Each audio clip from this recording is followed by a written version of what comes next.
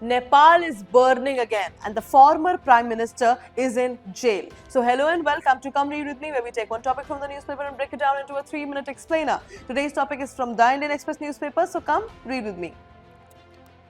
So we all know that in Nepal a huge political crisis is going on, and the former Prime Minister KP Sharma Oli has been arrested and sent to judicial custody for 5 days. Now why has this happened? Because he is accused of being responsible for deaths during violent protest last year. Now his supporters are protesting, so the country is tense again. Now let us understand the background, what actually happened. So in 2025, in young people, the Gen Zs started anti-corruption protests. Police crackdown, 70 plus people died in those protests, and this angered the public. Protests became huge. Government buildings were burned, Oli's government collapsed, new elections happened, and now Balendra Shah became the prime minister. Now the government is taking action against KP Oli. Now that is why he's been arrested. The recent coup situation, it is not a military coup like Pakistan and Myanmar, but it feels like one because government changed due to mass protest, which is people power. Mass protest is people power. Now all these leaders were removed and new leadership came suddenly. Institutions were shaken like the parliament, police and administration. So we call it a political upheaval or popular uprising. Now there are key dimensions of this.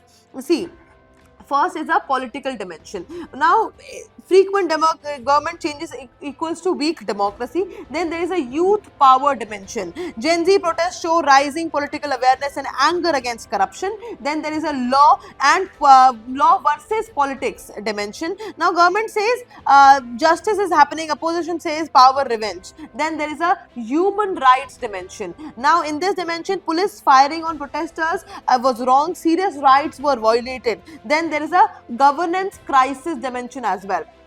And now, corruption plus unemployment plus weak institution is equal to unrest. Now, there is an India angle. Nepal is India's neighbor. Instability affects border security and diplomacy. China versus India influence also matters here.